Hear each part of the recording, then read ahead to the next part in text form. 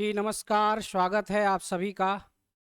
मैं आपका दोस्त विनय रंजन और आज के सेशन में हम बात करेंगे मल्टीपल बॉन्ड फॉर्मेशन के बारे में, कार्बन के मल्टीपल बॉन्ड बनाने की प्रवृत्ति के बारे में। तो आइए समझते हैं एक-एक पॉइंट्स को। प्रीवियस 2 लेक्चर में आपने पढ़ा है टेट्रावैलेंसी के बारे में और कैटेनेशन प्रॉपर्टी के बारे में। और आज का जो सेशन है मल्टीपल बॉन्ड और आइसोमेरिज्म से रिलेटेड है। चलिए जल्दी से वीडियो शुरू करते हैं। सबसे पहले जो हेडिंग्स पॉइंट आप देख रहे हैं जो आपके स्क्रीन पर है ना? इसमें आप क्या देख रहे हैं? बहुसंयोजी बंध निर्माण प्रवृत्ति, यानी कार्बन के पास, यहाँ पर हम थोड़ा सा इंडिकेट करके लिखें, कार्बन के पास कार्बन के पास multiple bond multiple bond multiple bond बनाने की प्रवृत्ति होती है। प्रवृत्ति होती है। अच्छा, ऐसा क्यों? कार्बन के पास जो मल्टीपल बॉन्ड बनाने की प्रवृत्ति क्यों ज़्यादा होता है? इसका क्या वजह है? तो इसको हमें समझना है। देखिए यहाँ पॉइंट हमने नोट किया है, ये मल्टीपल बॉन्ड, और इस मल्टीपल बॉन्ड का क्या अर्थ है यहाँ पर देखिए स्पष्ट रूप से लिखा हुआ है। ये है बहु सह बहु सह संयोजी आवंध या बंध भी आप लिख सकते हैं। ठीक है, यही पॉइंट हमने यहाँ पर इंडिकेट किया है। अब इसको समझना है। इस पॉइंट को अगर आप अच्छे ढंग से समझ गए तो क्लियर हो जाएगा। देखिए जो पाई बॉन्ड फॉर्मेशन की जो टेंडेंसी होती है, पाई आवंध पाई आवंध बनाने की क्षमता, पाई आवंध बनाने की क्षमता, ये होता है इन्वर्सली प्रोपोर्शनल परमाणविक परमाणविक आकार। परमाणविक आकार क्या होता है? पाई आवंध बनाने की जो क्षमता होता है इन्वर्सली प्रोपोर्शनल होता है परमाणविक आकार के। अब ये परमाणविक आकार, इसको आप ऐसे भी इंग्लिश में अगर आप लिखना चाहते हैं तो इसी टर्म को हम इस तरह से लिख देंगे, फॉर्मेशन ऑफ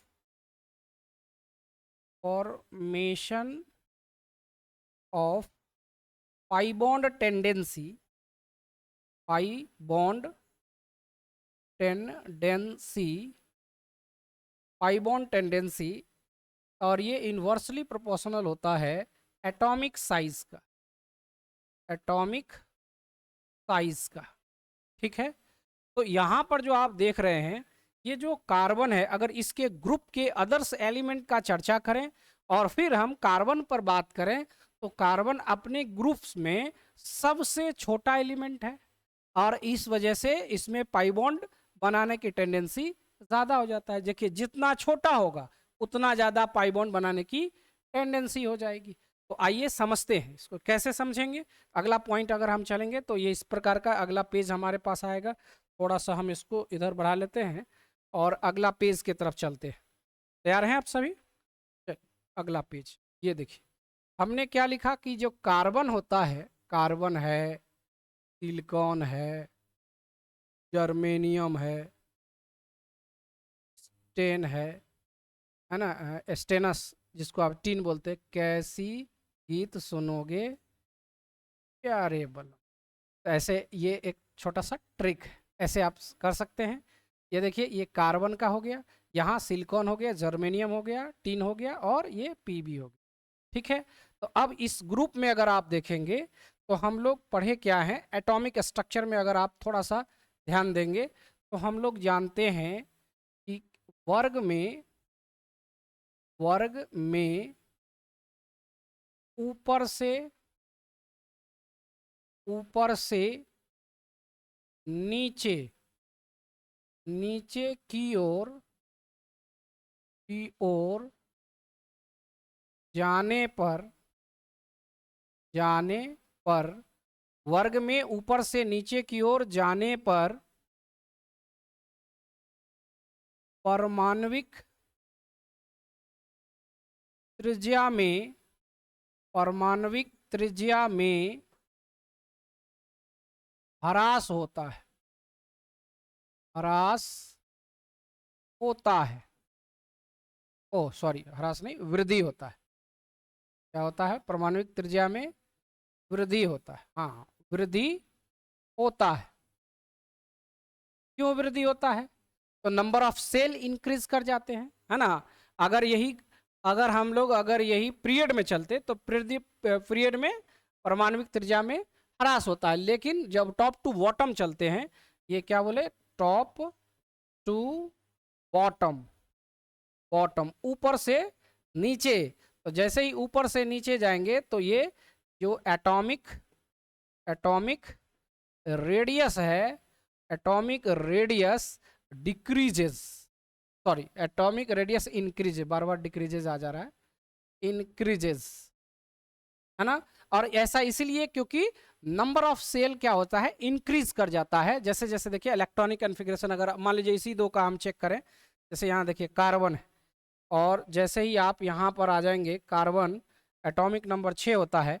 पहला कक्षा में अगर आप देखेंगे तो 2, और दूसरा कक्षा में आप देखेंगे तो यहाँ 4 होता है। यानी अगर आप इसका स्ट्रक्चर बनाएंगे तो कुछ इस प्रकार का, ये हो गया न्यूक्लियस, ये हो गया इसका पहला कक्षा, और ये होगा इसका दूसरा कक्षा। उसी तरह अगर हम सिलिकॉन की बात करें तो सिलिकॉन का जो एटॉमिक नंबर होता है वह 14 होता है, और इसमें देखिए KLM यानी 3 कक्षा हो जाता है। पहला कक्षा में 2, उसके बाद 8, और उसके बाद 4, ऐसे आता है। यानी इसमें 3 कक्षा का निर्माण हुआ। तो जैसे 3 कक्षा हुआ, तो पहला कक्षा, ये दूसरा कक्षा, और ये तीसरा कक्षा। तो आप यहाँ देख सकते हैं, यहाँ इसमें 2, 8 और ये 4, ये यहाँ पर कितने था, इसमें अगर आप पहले वाले में देखें तो यहाँ आपके पास 2 कक्षा था, जबकि यहाँ 3 कक्षा हो गया। तो ऐसे ही आप देख रहे हैं इसका साइज क्या है, बड़ा हो गया। फिर आगे बढ़ेंगे तो इसी तरह से साइज बड़ा, यानी ये सबसे छोटा साइज होता है। यहाँ पर इस ग्रुप में अगर आप देखेंगे, है ना, तो ये हो जाएगा छोटा साइज वाला, ठीक है, छोटा साइज वाला तत्व। ये क्या हो गया, छोटा साइज वाला तत्व हो गया। और जैसे ही छोटा साइज वाला तत्व होता है, तो यहाँ पर अभी जो हमने लिखा, इसके पीछे जाएंगे तो देखिए क्या लिखा, कि अगर साइज छोटा होगा तो पाई आवंत बनाने की क्षमता ज़्यादा होगा। क्यों? क्योंकि ये इन्वर्सली प्रोपोर्शनल हो रहा है। बात समझ में आ रही है? तो ये निश्चित तौर पर आपको ये बातें अच्छे ढंग से समझ में आ गई होगी। अब आगे बढ़ते हैं। जैसे ये देखें तो इसका मतलब है कि इसमें मल्टीपल बॉन्ड बनाने की क्षमता ज़्यादा होगी। अब थोड़ा सा देखते हैं कि किस प्रकार का मल्टीपल बॉन्ड बनाता है। तो ये देखिए, ध्यान से आगे बढ़ें, चलते हैं।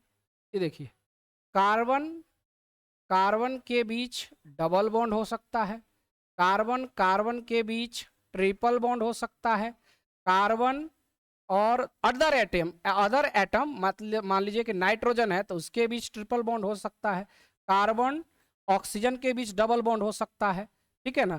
कार्बन और यहाँ पर आते हैं कार्बन सल्फर, देखिए ये देख रहे हैं ना, कार्बन और यहाँ सल्फर के बीच में भी इस तरह से आ सकता है, डबल बॉन्ड बन सकता है, ठीक है ना।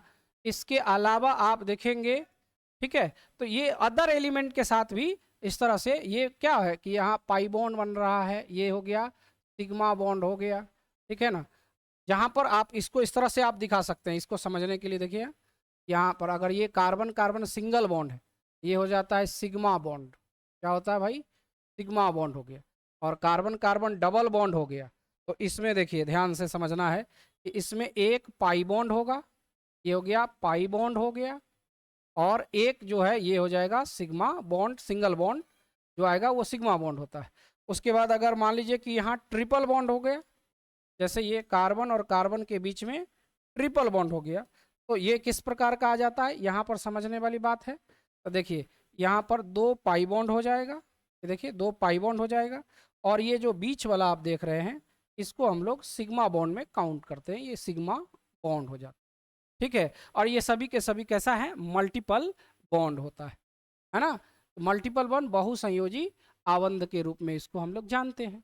क्लियर हुई बात? यानी पाई बॉन्ड बनाने की टेंडेंसी भी कार्बन में ज़्यादा होता है। क्लियर? नेक्स्ट चलें। अगर आप इस पॉइंट को नोट करना चाहते हैं तो आप इसको नोट कर सकते हैं, ऐसे भी करना ही चाहिए रफ कॉपी में, या फिर जिस कॉपी में आप इसको सीक्वेंस जब आप लिखते हो तो इसको अच्छे ढंग से सजा करके लिखिएगा, ताकि रिवीजन करने में आपको ये सुविधा हो। ठीक है ना, और जितना ज़्यादा आप रिवीजन करेंगे उतना ज़्यादा आपको फ़ायदा ये मिलेगा। ठीक है, तो इसमें कार्बन के पास एक यूनिक प्रॉपर्टी में ये मल्टीपल बॉन्ड भी है ना, अदर एलिमेंट में भी है, लेकिन कार्बन के पास जो है वो कुछ ज़्यादा ही है। ठीक है ना, आप कहिएगा कि अदर एलिमेंट में भी तो है, अदर एलिमेंट में तो टेट्रावेलेंसी वाला बात नहीं है, अदर एलिमेंट में कैटेनेशन प्रॉपर्टी नहीं है ना। इसमें क्या है कि कैटेनेशन भी है, टेट्रावेलेंसी भी है, और ये देखिए मल्टीपल बॉन्ड भी है, और आइसोमेरिज्म का भी प्रॉपर्टी है, मतलब सर्वगुण संपन्न, सब गुण इसमें आ जा रहा है। तो यूनिक प्रॉपर्टी का सभी गुण इसमें जब आ गया, इसलिए ना दुनिया में सबसे अधिक कंपाउंड बनाता है। जबकि अगर कुछ ऐसे एलिमेंट का लीजिएगा, जैसे मान लीजिए कोई लड़का कह देगा कि सर फास्फोरस के बारे में भी तो थोड़ा जाने, कैटेनेशन के सल्फर के बारे में भी जान, लेकिन भैया कैटेनेशन है, फिर उसमें क्या है कि टेट्रावेलेंसी कहीं कम हो गया, किसी में किसी में मल्टीपल बॉन्ड की बात नहीं, कोई आइसोमेरिज्म नहीं बना पाता है। तो ये सब कुछ का कंडीशंस हो जाता है, समझ गए ना। लेकिन कार्बन ही एक ऐसा है जिसमें ये सभी पाया जाता है, कैटेनेशन हो गया, मल्टीपल बॉन्ड हो गया, टेट्रावेलेंसी हो गया, और आइसोमेरिज्म, और इस वजह से ये दुनिया में सबसे अधिक कंपाउंड का निर्माण करता है। तो आइए समझते हैं जो अगला पॉइंट हमारा है, और वो पॉइंट क्या हमारा है, आइसोमेरिज्म से रिलेटेड है। तो हम अगला पेज पर चलते हैं और आइसोमेरिज्म आपके स्क्रीन पर आएगा। तो आइए शुरू करते हैं। यहाँ हो जाएगा समावयवता, समावयवता, समावयवता, ये हमारा नंबर 4 हो जाएगा। ठीक है, आइसोमेरिज्म। ठीक है, थोड़ा सा इसको इंट्रोडक्शन में हम थोड़ा सा आपको डिफिनेशंस इसका बता देते हैं, क्योंकि जरूरी होगा कि आप डायरेक्ट हम बता देंगे आइसोमेरिज्म के बारे में पढ़ाना शुरू कर दें और इसके बारे में पता ही नहीं रहे तो गलत हो जाएगा। तो आइसोमेरिज्म क्या है ये समझिए। हम लोग सिंपल कहते हैं,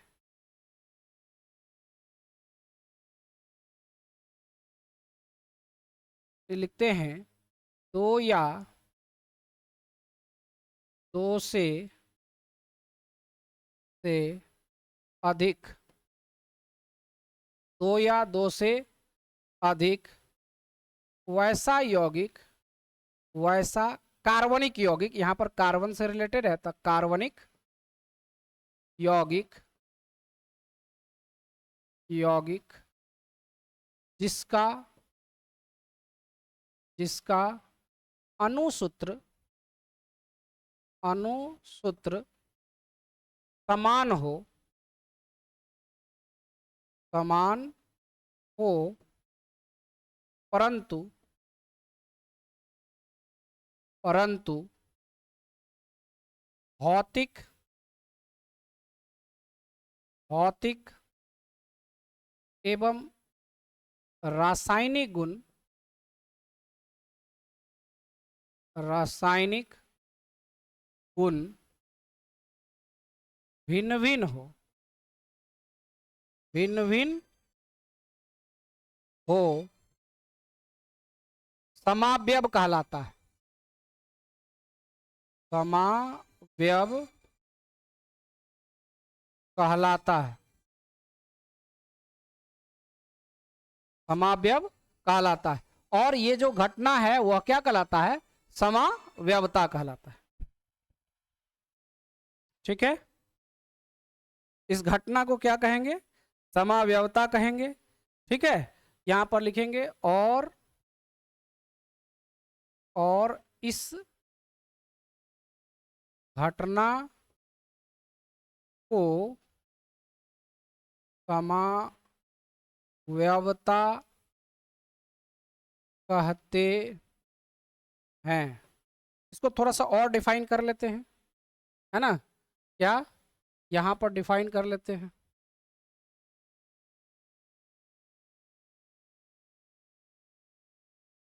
लिखेंगे those two or more than two organic compound organic compound organic compound which has same molecular formula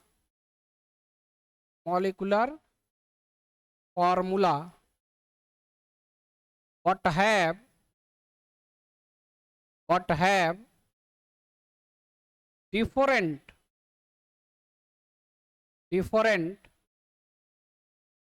physical and chemical property and chemical properties are called as isomers, and the phenomenon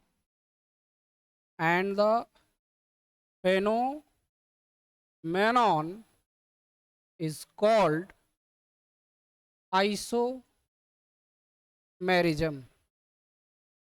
This is the definition of isomerism. आपने क्या लिखा, पहली जो point अगर आप देखेंगे तो यहां स्पष्ट रूप से दो या दो से अधिक वैसा कार्बनिक यौगिक, चूंकि आप कार्बनिक यौगिक में काम कर रहे हैं इसलिए हमने क्या बात की है, कार्बनिक यौगिक ऑर्गेनिक कंपाउंड की बात कर रहे हैं, कार्बन की बात कर रहे हैं इसलिए उसी का हम चर्चा यहां पर कर रहे हैं, तो यहां पर इसलिए ऑर्गेनिक कंपाउंड का हमने जिक्र किया है। बहुत ही सिंपल और साधारण डिफिनेशन जो आपको आसानी से याद रहेगा, इसको आपको अलग से किसी तरह का कुछ करने का जरूरत नहीं बनता है। तो अब आगे चलते हैं, तो इस तरह से ये डिफिनेशन, अब इसका कुछ एग्जांपल्स हम लोग लेते हैं। कैसे एग्जांपल लेंगे, तो आइए समझते हैं एग्जांपल्स कैसे समझते हैं। नेक्स्ट पॉइंट पर हमारा चलेगा। हाँ देखिए एग्जांपल लीजिए, जैसे अगर हम बात करें कार्बन 1 के लिए, अगर एल्केन में बात करें हम, एल्केन देखिए यहाँ पर एल्केन सीरीज, एल्केन के लिए फॉर्मूला CnH2n+2, ठीक है। अगर इसमें बात करें तो आप सिंपल देखेंगे कि अगर एक कार्बन वाला है यानी CH4 है तो इसमें किसी प्रकार का आइसोमर्स इस तरह इसमें नहीं है। अगर आप देखेंगे जो स्ट्रक्चर आइसोमर्स की बात अभी हम बात कर रहे हैं, फिर यहाँ पर आ जाएंगे CH3, फिर यहाँ पर ये CH3, ये हो गया इथेन, इसमें भी स्ट्रक्चर की बात नहीं होगी। अब यहाँ CH3 CH2 CH3 इसमें भी वैसा ही हो रहा है।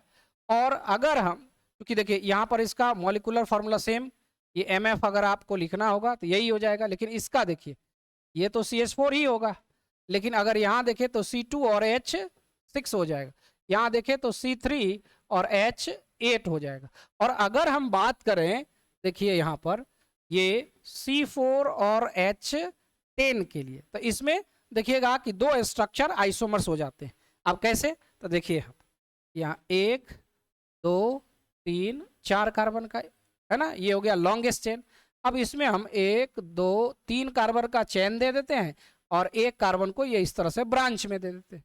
तो अब यहाँ पर अगर आप देखेंगे समझेंगे तो आपको क्या मिलेगा, देखिए अब इसमें जो साइड आप जो शेष बच गया हाइड्रोजन से होता है, जो कोई हाइड्रोजन भी बैठा देते हैं, यहाँ देखिए ये इसमें देखिए ये कॉर्नर है तो इसमें कितना हाइड्रोजन, 3 हाइड्रोजन देंगे, अब ना इसका टेट्रा वैलेंसी पूरा होगा, देखिए पूरा हो गया। इसमें देखिए कितना देंगे, 2 देंगे, देखिए ये 2, तो इसका टेट्रा वैलेंसी पूरा होगा। फिर इसमें कितना देंगे, 2 देंगे, तब इसका टेट्रा वैलेंसी पूरा होगा। इसमें कितना देंगे, 1 देंगे, देखिए सॉरी 3 देंगे, तो 3 दिए तो इसमें भी आप देखिए काउंट करके आप चेक करके देख लीजिए। इसी को हम इस तरह से भी लिख सकते हैं, CH3 CH2 CH2 और ये CH3, है ना, ये एक स्ट्रक्चर हो गया।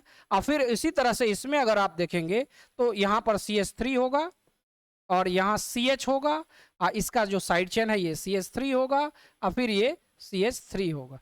तो आप क्या देख रहे हैं, यहाँ पर इसमें एक ब्रांच आ जा रहा है, ये क्या आ रहा है, ब्रांच आ जा रहा है ना। और जबकि दोनों का मॉलिक्यूलर फार्मूला क्या है, सेम है।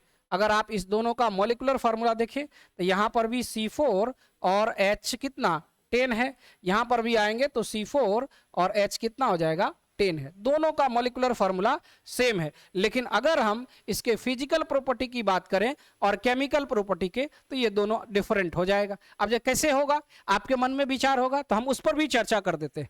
अब जैसे मान लीजिए कि इन दोनों का बॉइलिंग पॉइंट का चर्चा करें, तो बॉइलिंग पॉइंट जो होता है ना, थोड़ा सा हम इसको स्लाइड को इधर बढ़ा लेते हैं, ये से देखिए। अगर हम इसमें बात करें बॉइलिंग पॉइंट का, तो पहला नंबर आपके पास क्या है, CH3 है, और फिर ये CH2 है, और फिर ये CH2 है, और यहाँ CH3 है, यानी नॉर्मल ब्यूटेन इसको आप लिखेंगे। नाम इसका होता है नॉर्मल ब्यूटेन, है ना। मॉलिक्यूलर फार्मूला क्या लिखा, C4 और H10। तो इसका मॉलिक्यूलर वेट क्या हो जाएगा भाई, मॉलिक्यूलर वेट हो जाएगा, देखिए कार्बन का 12 हो जाता है, तो बरचौक 48 और 10 58 हो जाएगा, 58 इसका हो गया। उसी तरह से दूसरा को अगर आप देखेंगे, जो दूसरे नंबर वाला है, तो दूसरे नंबर में देखिए ये CH3 है, और ये CH, यहाँ CH3, और फिर ये CH3। अगर आप इसका नाम लिखेंगे तो ये तो साइड चेन हो जाएगा, तो हो जाएगा 2 मिथाइल, है ना, हिंदी में मेथिल लिखते हैं, तो 2 मिथाइल, और ये 3 कार्बन का है, तो ये हो जाएगा प्रोपेन। क्या होगा भाई, प्रोपेन हो जाएगा, है ना। अब यहां पर देखो इसमें एक ब्रांच है। मॉलिक्यूलर वेट अगर आप देखोगे, मॉलिक्यूलर फार्मूला तो सेम है, तो मॉलिक्यूलर वेट क्या हो जाएगा भाई, वो भी सेम हो जाएगा, मॉलिक्यूलर वेट 58 हो गया। अब आप यहां पर समझ सकते हैं कि दोनों का जो मॉलिक्यूलर वेट है सेम है, 58 यहां भी, 58 यहां भी, लेकिन दोनों का फिजिकल प्रॉपर्टी अलग अलग हो जाएगा। बॉइलिंग पॉइंट अगर हम यहां पर लिख देते हैं, बॉइलिंग पॉइंट, तो बॉइलिंग पॉइंट जो होता है ना, वह डायरेक्टली प्रोपोर्शनल होता है मॉलिक्यूलर वेट का, और इनवर्सली प्रोपोर्शनल होता है ब्रांचिंग का। ब्रांचिंग, अगर ब्रांच बढ़ रहा है, इसका मतलब है कि उसका बॉइलिंग पॉइंट क्या हो जाएगा, घट जाएगा। तो अगर आप यहां पर देखें तो इसमें एक ब्रांच है, एक ब्रांच है ना, इसमें कोई ब्रांच नहीं है, तो इन दोनों में अगर आपसे पूछेगा कि बताइए मॉलिक्यूलर वेट किसका ज्यादा, तो आप किसका बताओगे, स्पष्ट रूप से है, यहां पर स्पष्ट रूप से इसमें लिख देंगे, यहां नो ब्रांच, नो ब्रांचिंग, यहां कोई भी शाखा नहीं है। जबकि इसमें अगर आप आएंगे तो यहां पर एक ब्रांच है, देयर वन ब्रांच अवेलेबल, यहां पर एक ब्रांच है, जबकि ऊपर वाले में कोई ब्रांच नहीं है। अब मॉलिक्यूलर वेट तो सेम है, इसका भी और इसका भी सेम है, तब ब्रांचिंग देखें, तब ब्रांचिंग जिसमें होता है उसका बॉइलिंग पॉइंट क्या हो जाएगा, कम जाएगा। यानी अगर आपको लिखना पड़े ऑर्डर ऑफ बीपी, बीपी मतलब बॉइलिंग पॉइंट, तो आप बताएंगे सबसे अधिक किसका हो जाएगा, एक नंबर का, उसके बाद किसका हो जाएगा, दूसरे नंबर का, ये दूसरे नंबर, ठीक है। ये इसी तरह से क्वेश्चन हम लोग सॉल्व करते हैं, छोटा छोटा पॉइंट है, और उस पॉइंट को हम लोग आगे बढ़ते हैं, कंटिन्यू करते हैं, ठीक है। और हमें लगता है कि अब ये पॉइंट आपको समझ में आ गया, दोनों पॉइंट आपको अच्छे ढंग से समझ में आ गया जो अभी तक हमने आपको डिस्कशन में लाया। अब एक क्वेश्चन और हम यहाँ पर चाह रहे हैं कि उसको करें और थोड़ा सा और आगे बढ़ा दें, क्योंकि देखिए आप पिछले क्लास में हमने पूरा कार्बन के प्रॉपर्टी पर चर्चा अभी हम कर रहे हैं, यूनिक प्रॉपर्टी की चर्चा कर रहे हैं, और पिछले 2-3 क्लास में हमने ये पूरा कंप्लीट किया है, और अब आपको अनुभव हो गया होगा कि दुनिया में कार्बन क्यों कंपाउंड सबसे अधिक बनाता है। बस छोटा सा लेक्चर, छोटा छोटा लेक्चर बना करके हम प्रयास कर रहे हैं आपको इस चीज़ को समझाने का। इसलिए आप थोड़ा सा प्रयास करना है कि आप रेगुलर वे में आप भी चीज़ों को कंटिन्यू रखेंगे। हाँ, पिछले 2-3 दिन से वीडियो मैंने नहीं डाला था, उसका कारण था कि छुट्टी था, तो हम आज भी सोच रहे थे, लेकिन हमें लगा कि नहीं आज डालना चाहिए, तो बीच में 1-2 दिन संडे था और ये आपका मंडे को छुट्टी था, इस वजह से नहीं डाले थे। तो अब ये चीज़ें कंटिन्यू रहेगी, इसका ख्याल हम लोग पूरी तरह से रखेंगे। नेक्स्ट चलिए नेक्स्ट हम चलते हैं, ये रहा। अब देखो जैसे हम यहाँ पर ले रहे हैं C4 तो हो गया था, C5 और H12 का लेते हैं, ठीक है। तो इसमें देखिए जो स्ट्रक्चर आइसोमर्स है उसको अगर आप देखेंगे समझेंगे तो क्लियर हो जाएगा। 1 2 3 4 5 कार्बन, चूंकि यहाँ कितने कार्बन है, 5 कार्बन है, तो पहला तो ये हो गया। दूसरा क्या होगा, तो अब कार्बन का लेंथ घटा देते हैं, तो 4 कार्बन हो गया, एक ये इस तरह से बना दिए, तीसरा क्या होगा, फिर से लेंथ घटा देते हैं। देखिए 3 कार्बन का 2 कार्बन ऐसे लगा दे, तो इसमें आप कितने देख रहे हैं, इसमें आपके पास 3 आइसोमर्स बन रहे हैं। कितने, 3 आइसोमर्स, 3 आइसोमर्स। देख रहे हैं ना, मॉलिक्यूलर फार्मूला सेम है, जबकि इसके आइसोमर्स कितने बन रहे हैं, 3 बन रहे हैं। उसी तरह से अगर आप चले जाएंगे, दूसरा एग्जाम्पल एक हम यहाँ ले लेते हैं, जैसे C6 और H14 का, तब इसमें देखिए क्या होगा। पहला नंबर में अगर आप देखेंगे तो 1 2 3 4 5 6 का लॉन्गेस्ट चेन। दूसरा आप क्या करेंगे, लेंथ को धीरे धीरे घटाएंगे। देखिए कैसे, 2 4 है, 5 का हो गया, यहाँ साइड चेन कर देते हैं। अब तीसरा पोजीशन आइसोमर्स कैसे, तो इसको आगे बढ़ा देंगे, 1 2 3, तीसरे नंबर पर अब साइड चेन आगे, ठीक है। फिर चौथा नंबर देखो कैसे बनेगा, तो अब 1 2 इधर बढ़ाएंगे तो अब नहीं होगा, तो क्या करते हैं, इसको साइज को छोटा कर लेते हैं। तो जैसे ही साइज छोटा किए तो 4 कार्बन का हो गया, एक यहाँ डाल दिए, एक यहाँ डाल दिए, तो 2 अलग अलग हो गया। और 5वां नंबर में देखिए क्या होगा कि साइज तो यही कर देते हैं, ये 4 का ही, और उसके बाद देखो एक यहाँ और जस्ट इसी पर एक और, तो इस तरह से ये 5। अब देखो जैसे देखिए 5 था तो 3 आइसोमर्स बना, 6 हो गया तो इसका 5 आइसोमर्स, कितना, 5 आइसोमर्स, स्ट्रक्चर आइसोमर्स की बात हो रही है, और ये 5 होते जा रहा है। मतलब इसी तरह से आप देखेंगे कि बहुत सारा चेन बनते जा रहा है। तो केवल कार्बन मतलब 6 तक गए हैं, तो आप देख रहे हैं कि इस तरह से ये बढ़ रहा है। इसका मतलब ये भी बहुत इंपॉर्टेंट और विशेष प्रॉपर्टी के रूप में जाना जाता है, किसके लिए, कार्बन के लिए। ठीक है, तो आज का सेशन यहीं पर समाप्त करते हैं। आप इसको एक बार रिवाइज कर लेंगे, अच्छे ढंग से रिवाइज करेंगे, फिर आगे का प्रोसेस ऑर्गेनिक केमिस्ट्री में आगे हम चलेंगे। तो इस तरह से हमने पूरा कंप्लीट किया किसको, कार्बन के यूनिक प्रॉपर्टी, स्पेशल प्रॉपर्टी के बारे में। और अगले क्लास से हम स्टार्ट करेंगे कि कार्बनिक यौगिक लेबोरेटरी में किस तरह से सिंथेसिस किया गया, और जीवन शक्ति सिद्धांत क्या है जो आप क्लास 10th में पढ़े हैं, इन सब के बारे में थोड़ा सा चर्चा करेंगे और फिर आगे की तरफ बढ़ेंगे। ठीक है, तब तक के लिए नमस्कार, जय हिंद।